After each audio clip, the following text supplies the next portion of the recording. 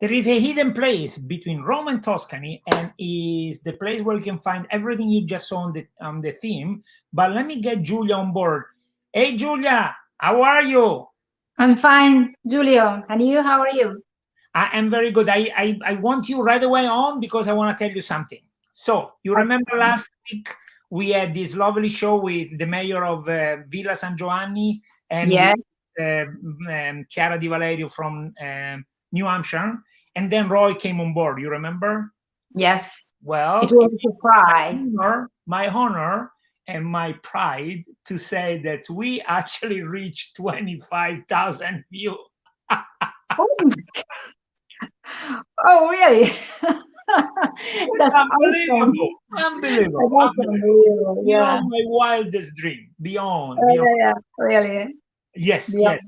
So Great. I understand it's cold, but it's a beautiful weather during the day. Is that correct? Yes, it is.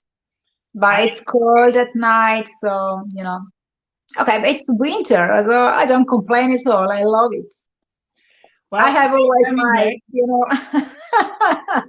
and I understand that every day you go for the live show to your cold house, and you have to be ready to suffer a Yes, little bit, right? you're right. Okay. So today we have an old friend with us. Let me bring on Roy. How are you? Hey, I'm fine. Nice to see you guys. Did you hear last week 25,000? Oh, Amazing. it's unbelievable. So Unbelievable. hopefully some percentage of those people will show up here in Tuscia. Oh, I'm actually pretty sure. I'm actually pretty sure. But guys, I have a new friend to introduce. His name is Andrea, and actually, he represents something for me. So let me make a point. So Roy, 12 years ago, decided to follow the love of his life, Rita, and go back in Tuscia because Rita had some connection, right? And of course, Roy, we love you, right? We really love you, right? And the same thing, Julia does, but I don't. I don't care. Okay. and the same thing actually happened with Andrea, our new friend. Let me introduce him a second. Hi, Andrea. How are you? Andrea, are you there? Andrea is having some difficulties with internet tonight, unfortunately. Andrea, we can see you. Can you hear us?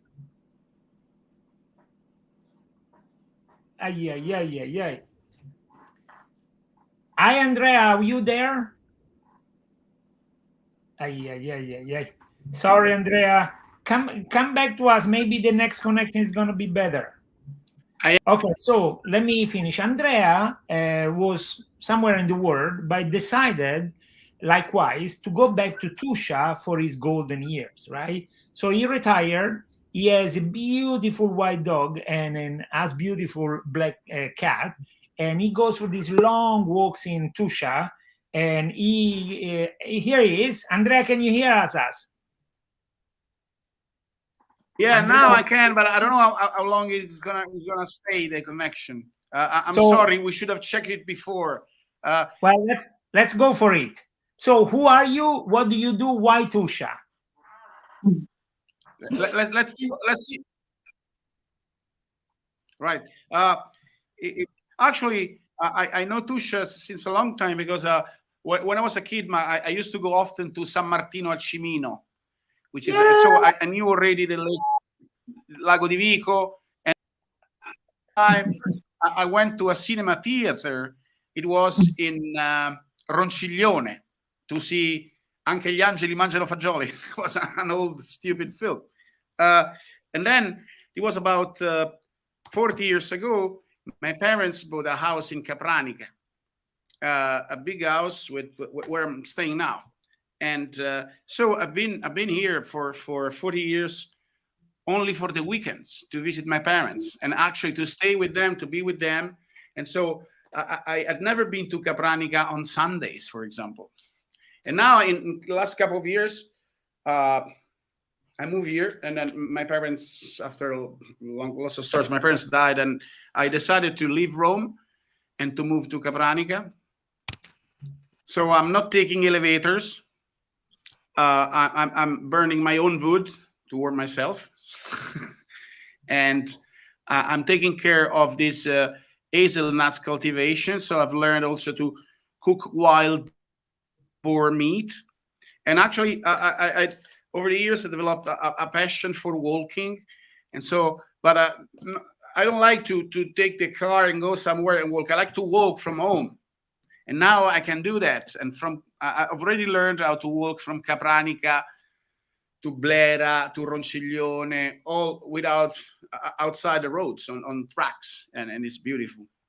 And in the last couple of years, I'm getting used to. I mean, I'm beginning to get to know the people here, especially because at first I was there on a lockdown. So, Andrea, COVID. what are we looking at right now? Can you hear me? Yes. Andrea, what are we looking at right now? Yeah. Do you see? Oh, this is Viterbo. I don't know actually where. It's medieval Viterbo. Oh, this is my cat Hayek. This is a breakfast outside, because it's very often in the morning, early morning, I feed my animals. And then after a while, I'm cold and I realize I'm the only one without fur. And what about this one? Astra is this big maremmana, and she came here. She's gonna be 1 year old in a couple weeks, and we walk a lot, and she's beautiful because she knows already. I've trained her since she was little to walk around, to meet cows, people, other dogs. She's been chased after by donkeys, wild donkeys, so she knows everything. She's been to the seaside. She knows how to deal with wild boar, not to go too close to them. Okay, let me ask you this. I think this is Capranica, right? Sorry? Is this Capranica? Yes, this actually was a very long walk, because sometimes I asked some friends to drive me away and then to walk back to Capranica. And I walk from Veiano to Capranica, and this is the vision. You're back, you're arrived. I see. How many kilometers do you walk on a regular walk? Well, about 20 kilometers. That's real stuff. So one question for you. I'm used to it, and you always find a special route to cut somewhere, and it's so pleasant. You forget everything when you walk. Let me ask Andrea. So can you describe for us what you see in these walks? Because we keep saying that in Tuscia, nature is untouched. The mankind didn't do much. So we imagine a beautiful scenario at every corner. Can you confirm that? No, I'm saying no. Man, I've been doing a lot here, but 2,000 years ago, you walk in the woods and you find Etruscan ruins, or there's a place where there are two medieval Roman tombs Roman graves made into medieval towers are there, and you can see them only if you walk through the woods, through the hazelnuts cultivations. Sometimes when I walk, I see the kind of paths where I'm walking, and you realize this must a bit middle-aged road, probably. So what I'm saying is there's lots of. It's amazing in such a close place to Rome to find such a form of wilderness. So, and at the same time, it's full of history. So when I got friends here, I can walk to Sutri along the Via Francigena in 7 kilometers. And it is a very old road. It's a very old track. Roy, is this your own impression? Also, you got some places like the Lago di Vico, even the Roman legions. And Roy, is this your own impression that you can walk and you can see this fantastic ruin from Etruscan, Roman time, and so forth? Is that the same feeling? It is. I think I mentioned in another episode that I haven't done as much walking as I should. My idea of walking is to play golf. So, for instance, I walked from here in Villa San Giovanni over to Bleda on a, I don't know how ancient the track is, but it's maybe 5 kilometers to get there. And now they have the village here and several other villages have set up these trails, and just in this area, there's probably 100 or 200 kilometers of trails.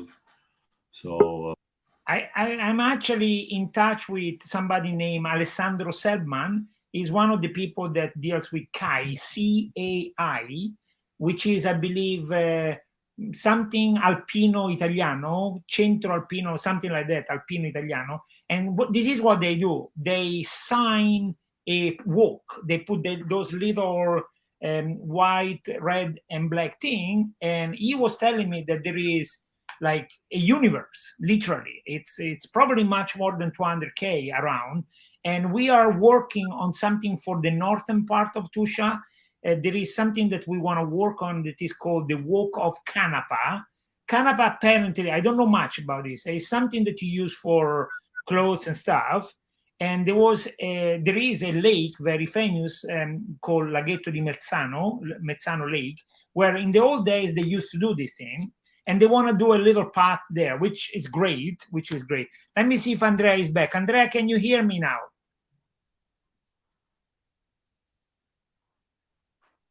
Andrea has a hard time with the connection. So I'm going to pose a question. Hopefully he's going to get it eventually. Yeah, I'm back. Okay, Andrea. Sometimes I can hear you. And I want you to tell us your interaction with Capranica, with the Borgo, right? And particularly the way you go shopping. Can you tell us?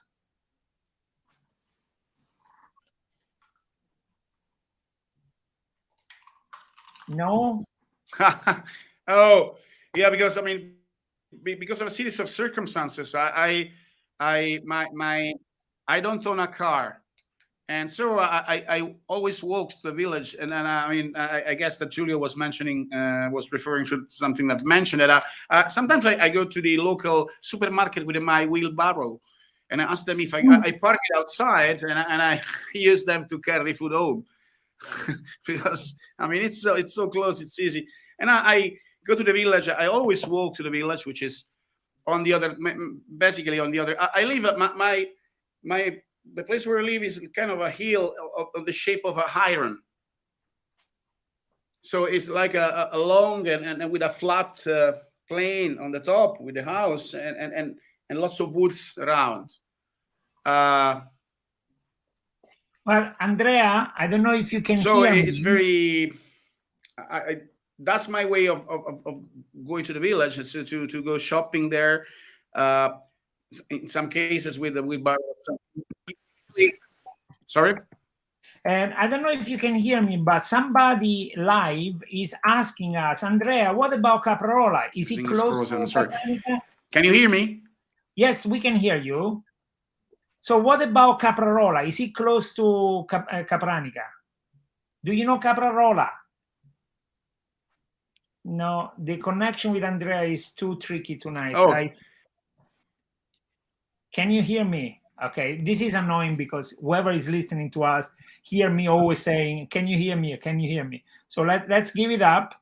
So Giulia, I think you have to kick in. So we have been asked about Caprarola. Do you know Caprarola? Yes, I know Caprarola. I don't think they are so close. Of course, any villages are close. If you think about that on your American perspective. But okay, here, if I have to drive more than 10 minutes, 20 minutes, they are not close, okay? So maybe, I don't know, from Caprarola to Capranica, which is the distance. I don't know. I don't know, but I want to show everybody why my friend mentioned this incredible place. It's really a jewel. It's something special, to say the least. It's this octagonal construction. that goes back to a Farnese, a Cardinal Farnese, and is gorgeous, gorgeous, gorgeous. It's worth visiting for sure. But let's stick to the plan, so to say. So, Roy, we understand from Andrea's position that walking in Tuscia is fantastic, right? But I have a question for you, Roy. So when people come and visit you, what do you do? What do you show? Where do you take people? Well, I have several one-day or half-day trips. I mean, our village is right in the middle of everything. So, for instance, the most common one that I do, which everyone loves, is from here to Montefiascone, it's about 25 minutes by car. And Montefiascone, for those who don't know, is fantastic hillside town. And so on the top of this hill, there is an old castle that belonged to the Pope. Can you recognize this, Roy? Of course, and the view from this hilltop is unbelievable. This is the Lake Bolsena, and that's one of the things you see. One of the things that my daughter loves this Montefiascone because they have a swing set on top of the hill, and you can swing, and it's like unbelievable. So it's a 360-degree view. It's just spectacular. Do you see? Can you recognize as well? No, of course. This is the so-called Rocca, and from here you have this incredible, as you said, 360 degrees view. Fantastic, literally fantastic. Yeah, it's right? amazing. It's unbelievable. Everyone that I've taken, the dozen people there, and they all just love it. They're quite taken by it. Then we go from Montefiascone over to Lake Bolsena. So Bolsena, I think I have something. But before we go to Bolsena, do you recognize this one, Roy? That's Marta. Very good. Very good. Oh, this is another. If we're staying in the Bolsena area, we will, rather than going to Bonareggio, which would be at the end of our day, we go over. Before we move from Bolsena, Bolsena is very well known for the lake. But do you see this one? Do you know this one? This is I think it's the castle in Bolsena. Yeah, there is a lovely centro storico, but there is also this castle that is kind of dominant, and it's gorgeous to walk around, and there are these little streets, medieval and stuff. Giulia, do you know Bolsena? Yes.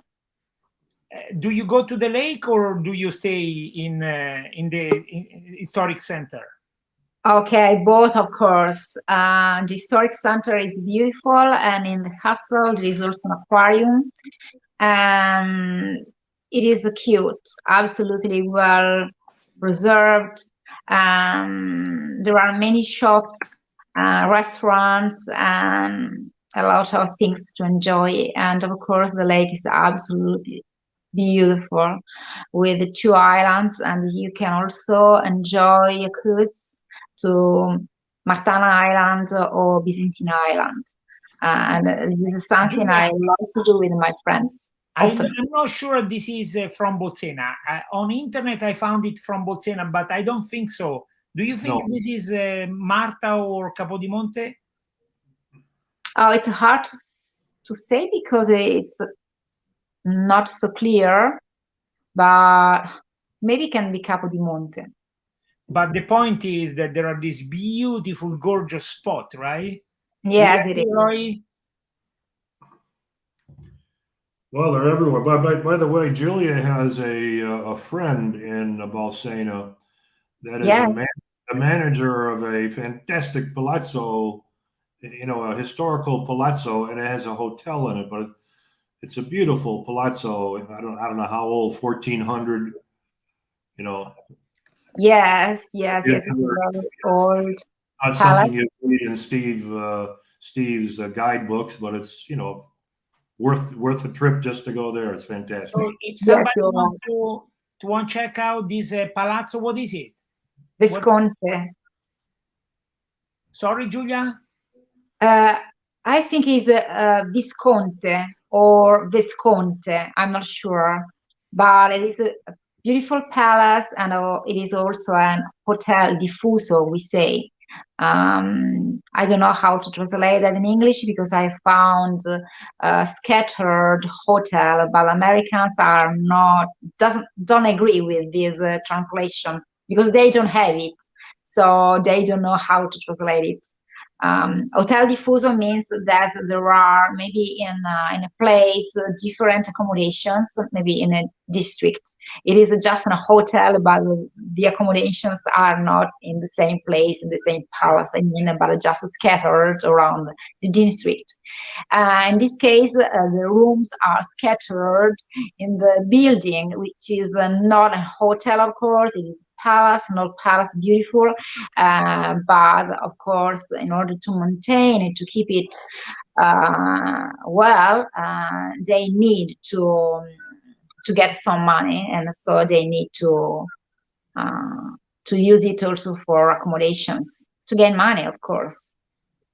I feel so bad about Andrea because he's really trying to get on board, but every time it appears you guys are talking, so I cannot get him on board. But Yeah. let me state another fact that according to legend, so it's a fact about a legend, in one island stay the body of Giulia la Bella, the beautiful Giulia Farnese. I don't know if it is true or not. I don't know. But let me change subject and let me change picture. So Roy, by the way, somebody complimented you because you have a beautiful voice. That's nice. Okay, Roy, here we are. What are we looking at? The unbelievable fantasy land of Bonareggio. It's really better myself. Tell us a little more. When I first came here about 12 years ago,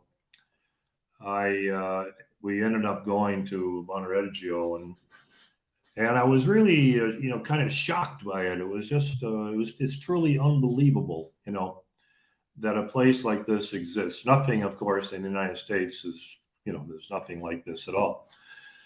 And particularly 12 years ago, it was an abandoned, ancient town. It's still somewhat abandoned, but there are people living there. I think they have 12 or 15 people living there now. Right, let me stop you 1 second, please. Andrea, can you hear me? Well, apparently now I can. I mean, I'm very sorry about this. That's okay. It's going. I mean, it's crashing every 5 minutes. The connection, even. That's okay, Andrea. We are in the middle of talking about Civita di Bagnoregio with Roy. So now that you have your connection semi good, do you want to tell us something about Civita?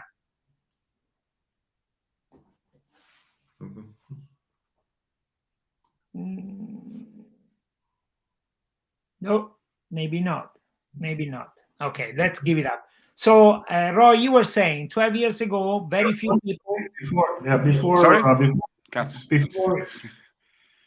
Before we go on, you two, Julia and Giulio, you were talking about how cold it is here.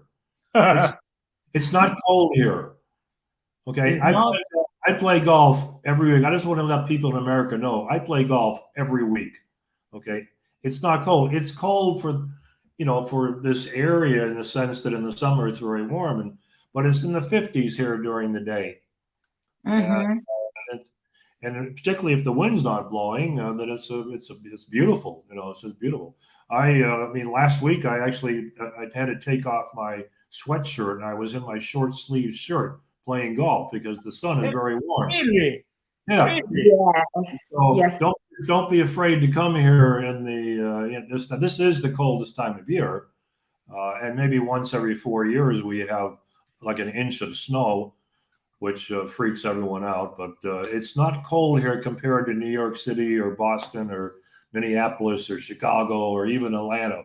It's perfectly fine here. So anyway. Yes, that's true. But Italian are, are not like American. When I went to Nebraska, I had my jacket. I was, so covered. My friend didn't have a jacket. It was just with a t-shirt, so it's different. Um, I think Italian, you know, don't cope very well with winter and the cold temperature. So let me say something. I don't know if Julia you're gonna agree with me, and Roy, please say your 2 cents of wisdom. I think Italians love to complain. Is that right? Yes, unfortunately, I don't do this so often sometimes, but I prefer to focus on positive points instead of negative points. But unfortunately, there are many people that like just complaining and complaining for everything, particularly for the weather, Oh, it's too hot. Oh, it's too cold. Yeah, yeah, yeah. Yeah. Did you see Roy's face when I said people like to complain? Well, like, Well, I don't think it's just an Italian thing. I think it's true pretty much everywhere. But yes, Italians like to complain. But I remember my big fat Greek wedding. It was so much fun because they were always nagging, right? And I saw it like it must be a Mediterranean thing because we do the same, right? Oh, I think Roy might have been frozen. Oh, Julia, you there? Oh, so maybe today it is a tough connection. I don't know. Oh, Roy, you're back. you guys disappeared. Yeah, I don't know why. I don't know why. Maybe today is hard. Yeah. So we were talking about. Look, Roy, you are a great guy. Huh? You have a fan, Roy. I wish it was a girl. Ah, yeah. Hey, Roy, I know your wife. She doesn't mind. She knows I'm an old flirt. So. Oh, that's pretty good. That's pretty good. So, Roy, let's go back to our favorite topic. So you went there a few years ago, and very few people live there. Very few people live there as well. But it's a magical place. Tell us more about this magic land. Well, it's just this unbelievable story. That, of course, the question comes: why was it abandoned? And that's because it's been over the centuries. It's been collapsing. Parts of the cliffs have fallen off. I think there was earthquakes a couple of centuries ago, and but when you go there and you walk around this little village, first of all, it's been fixed up. Yes. I think most of the property has been bought by I don't know who buys it, but it's been fixed up, and now there's restaurants and souvenir shops, and but certainly a go-to place. It's quite amazing. But it's just one of so from the village here. For instance, we do day trips to Rome from here in San Giovanni. You can go to Rome for a day. You don't have to go stay in a hotel. We can take the train. We can drive. But to drive to the center of Rome is an hour and 20 minutes, and to take the train or the bus, it's an hour and a half. Right. Yeah. I don't know if you know anybody specifically, but for example, how much would it cost to stay in a B&B in Villa San Giovanni? I know how much it costs because I've had people stay there because my house is small. If a large group comes, they have to stay there. It's 35 euros a night for a room. So if you want, for instance, the B&B here has there's actually 3 bedrooms. So if you have a large family, you might need 2 bedrooms. So that would be 70 euros a night. But and it's very nice. It's very large, very, very, very, very nice. So Roy, I understand there is also one restaurant, right, in Villa? Well, there's one next door to me, the Da Papone, which has the best pizza in Italy. I always say that, and I mean it. I've had, again, 12 years. I've had that pizza 50 times a year, so I've had 600 of their pizzas. It's the same pizza. It's a pizza named after me. I don't know if I can say this word on your thing, but it's called the Farabutto, Pizza Farabutto. So can you tell us about the It's pizza? literally named after me. So Tell us. What do you put on? it's margherita with fresh tomatoes, onions, and salumi picante. Very good. And just out of curiosity, how much do they charge you for that? €6. So just to let you know, this thing would be €20 in New York, and it wouldn't be half as good. I was about to say the place close by that does a pizza. It's not as good, but it's decent. It's $18. Yeah. And in Italy, you can get €6 pizza. You can get €35 accommodation, and of course, you get to look at things like this one, right?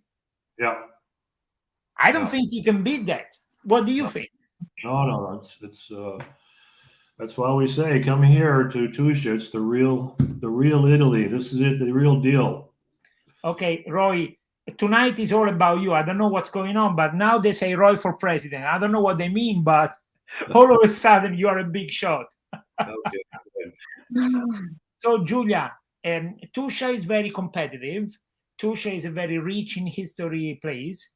And as a matter of fact, you are working on a little article for a Valentine special. Is that correct?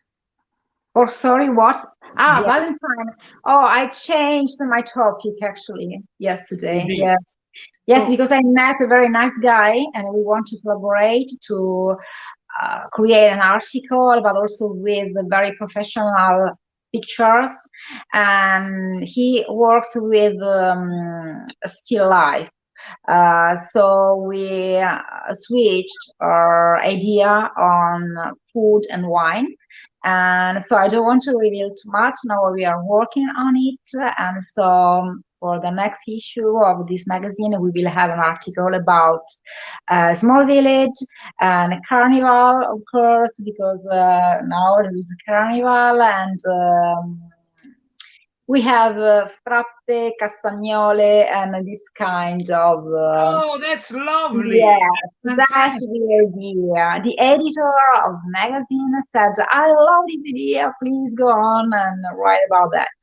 So I didn't want to write about love, about San Valentine, because maybe there are other people who want to propose this topic, and so I switched to another thing. Giulia, sorry, it's not only about Roy tonight. It's also you. You are fantastic, apparently. Oh, thank you so much, because I was a bit concerned that so nobody wanted to hear me. Let me ask something to Thank Roy. you, Salvatore. Roy, did you notice how our cuisine changes with occasion and time of the year and so forth? I'm sorry, I didn't quite get that, Giulia. Did you notice how, for example, Giulia was mentioning frappe and caldarola and whatever, like sweets that are cooked during carnival, right? Carnival, yeah. So did you notice how our cuisine changes over the time? Well, I've never thought about it. Cuisine. In that case, let me tell you. So, mothers and grandmamas cook specific things for specific time of the year. For example, the frittelle di San Giuseppe, the San Joseph frittelle, they are cooked and served and so forth only around the 19th of March, maybe for a week. That's it, right? And that's amazing to me. It's like eggnog, right? In America, you find it only around Christmas, right? Right. But in Italy, you have all this cuisine or all these dishes that actually go with the time, which I find it very fascinating. And as a matter of fact, Monday we were talking about with Damiano and Giada in Italian there. And of course, we ended up talking about food like always, because food is really something that brings together everybody, every culture, but in Italy is particularly rich, don't you say? Yes, of course. But I'm not quite as familiar with these meals you're talking about, although I've had some. You know, there's certain times of the year when we have fava beans and pecorino cheese and salt. Correct.